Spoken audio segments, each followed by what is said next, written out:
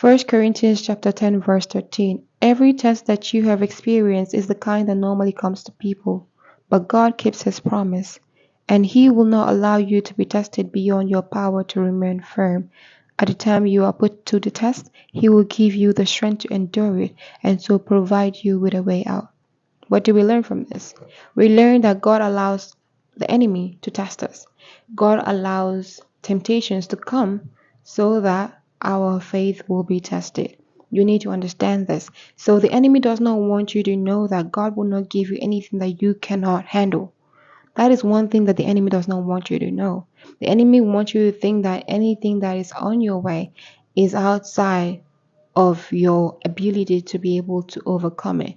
Like when you have things going on in your life, you feel like giving up because you think that you cannot handle it. You think that you cannot overcome it because that's what the enemy wants you to believe. He wants you to believe that you are the only one going through that temptation, that trial. Let me tell you that every single believer is going through so many, that we are all going through so many stuff. So you are not alone in feeling that way. You are not alone in feeling that you are exhausted. You are not alone in feeling like you are tired of going through the same circle over and over again. It's because God is testing our faith, and God is allowing the enemy to do it. Okay, but God knows that the enemy cannot harm you. How do we know this? We know this through the life of Job.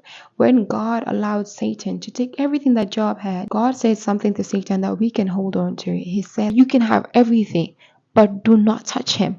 Like, do not touch Job himself. This is something that the enemy does not want you to know. The enemy does not want you to know that every single test that you are going through is because you can handle it. It's not that you cannot handle. God has given you the strength. God is going to provide you with a way out in that situation. So it is not hopeless. You are not living in a hopeless situation because God has already taken care of that. God has already provided a way out for you. So it's just for you to stand firm and know that he is God. The enemy does not want you to know that God is so mindful of you, that every single step that you take, God is there with you. He does not even blink an eye. He does not sleep nor slumber. God does not sleep. God does not slumber. He is so mindful of us, okay? He says that God is so mindful of, like, who are we that God is so mindful of us? But God is mindful of us. Every single thing that we do, God is intentional. He does everything intentionally. God is a very intentional God, and everything that he let happens for a reason. So don't let the enemy make you believe that you cannot handle the situation. I've been in situations where I think that it's hopeless. I'm still struggling with those kind of situations. There's times in my life where I think that I'm not good enough. But I just sit and realize that I've been through this thing and I'm still alive. It's because God has put me through it. God has seen me through this situation, and God has given me the strength to endure. And that is why I'm still here.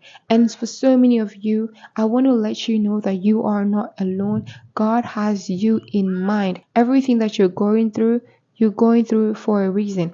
Anything that you're going through is not because God hates you. It's not because you've done a bad thing. It's not because you've sinned or anything. Sometimes it could be because God is testing your faith, and that is why you're going through that. Those that are in the right are the ones that the enemy targets.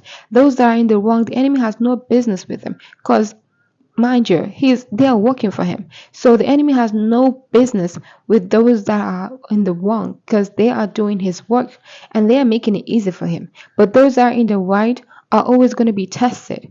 And that is okay. For you to be a believer is for you to be tested. For you to be a believer is for your faith to be tested. You cannot say that you believe if your faith is not tested. We need to start understanding that this is something that we should embrace. It says that we should count it all joy when these things come our way. When trials and tribulations come our way, we should count it all joy as believers, because they are gonna come. But trust and believe that God has never left your side.